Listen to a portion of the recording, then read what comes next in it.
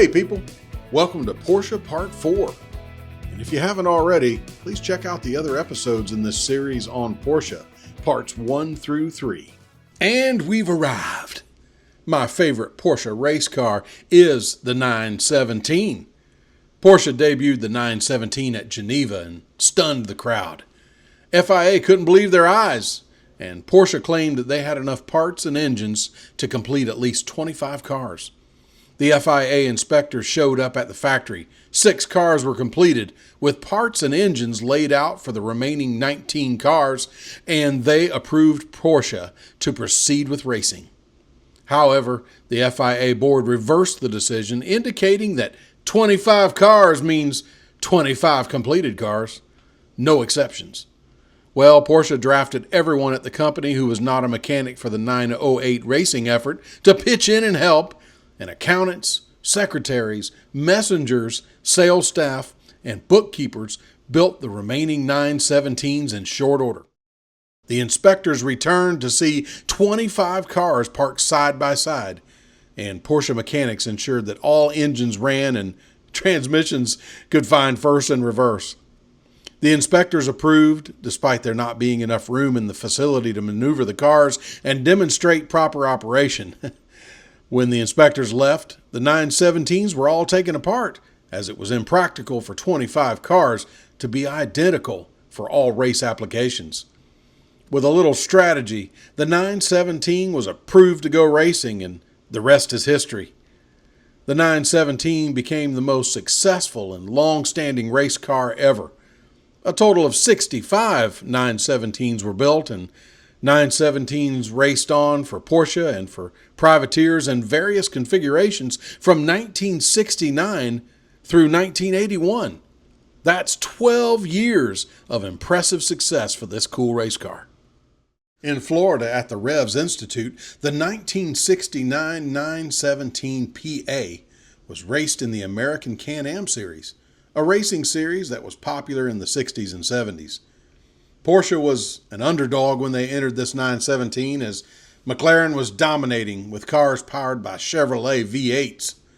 This car raced for many years and was eventually converted into a 917-10 and ultimately powered by an 1,100 horsepower turbocharged engine. This 917 PA was raced in more Can-Am events than any other car in Group 7. It was competitive until retired and put in the museum. From the Simone Foundation in Philadelphia comes this hippie car. Yeah, that's the nickname of this car, the hippie car. The designer painted this 1970 Porsche 917 hippie, 917 LH, in purple and green waves, highlighted in white. Tony Lapine is his name. He was Porsche's new chief designer in 1969 and put his artistic mark on the fabulously successful 917 LH. 1,500 spray cans were used to create this psychedelic livery, inspired by Tony's favorite flower, the blue iris. However, people at the factory weren't necessarily enthused with the result, and Ferdinand Bisch, the originator of the 917, said, "You know, a race car just has to be white." Departing from the white car with red lettering, this car stunned all who saw it and watched it race. The race team saw it as a legitimate race car with a super cool story. I have to say that this is one of my favorite liveries of all the 917 cars. This particular car finished second place in the 1970 Le Mans race, set the Le Mans course fastest lap in 1971, and subsequently sat on the pole for that race. This is despite the long-tail car having troublesome handling characteristics at high speeds.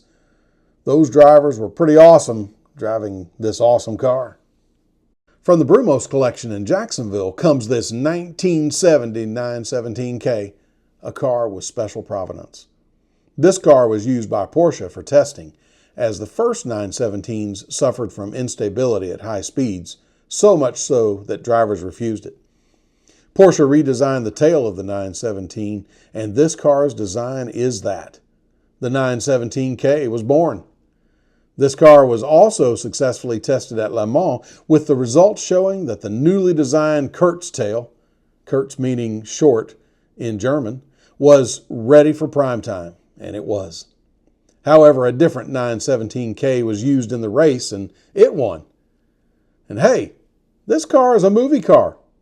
Steve McQueen leased this car for his movie, Le Mans, and it was painted in the Gulf livery, and it was the silver screen winning car. McQueen was a racer himself and drove the car in the movie. The final note for this car is that before landing at Brumos, it was owned by Joe Siffert, the best sports car driver of his era and a 917 driver. Siffert bought this car from Porsche to commemorate his success in racing.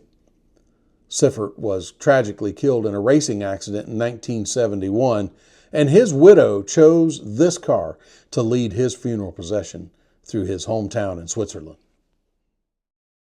We have two 9083 Spyders, cars that were a complement to the 917. A 1970 from Brumos and a 1971 from Revs. The 9083 was purpose-built for winning two races where the 917's size and power were just too much.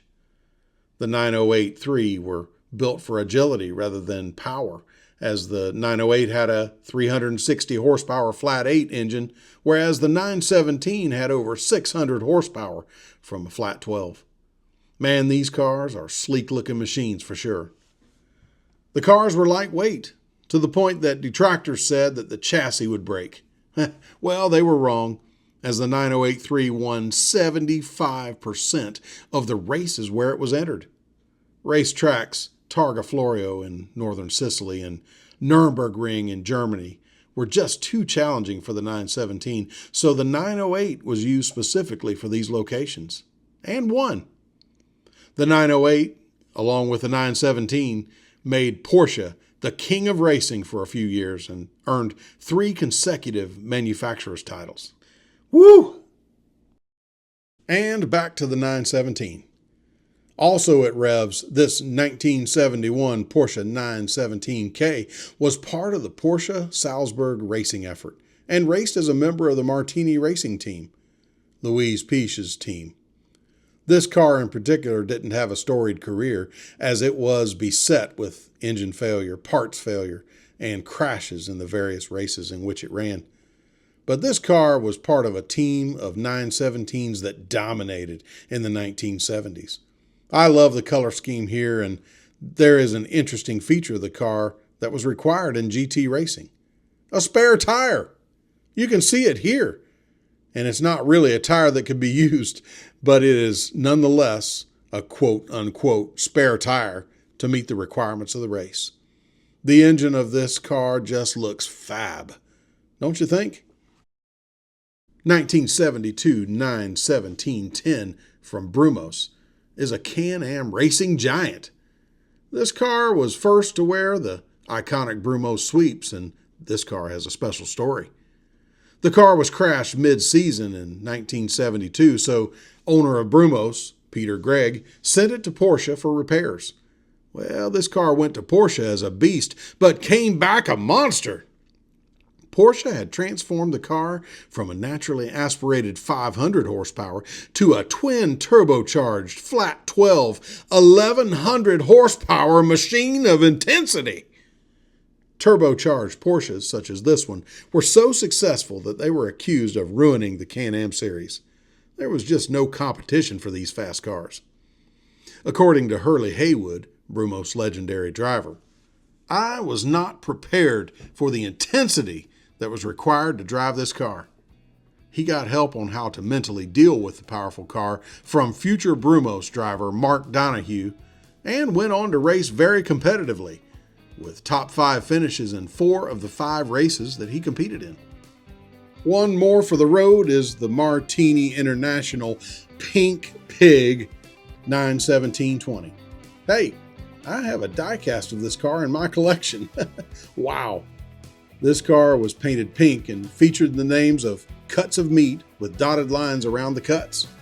This reminds me of the cow picture showing the cuts of meat. The car was allegedly painted in this livery when the sponsor of the car didn't like how it ran during test laps and refused to allow their collars to be applied to the car. So quick thinking by Porsche made this crazy color scheme happen. The car had a wider body than earlier 917s, and it had more stability with lower drag than its predecessors.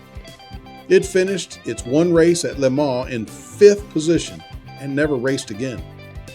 People love this car and still have an affection for it when they see it, and I think it's pretty cool indeed. It now resides in the Porsche Museum in Germany.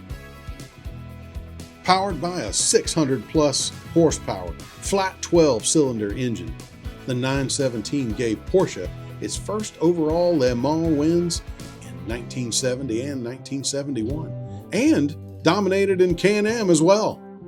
I am enamored with the car's design and longevity, as the 917 was one of the most enduring race car designs of all time for Porsche. Starting in 1968 and finishing up in 1981 is quite a 12-year story for one model, the 917.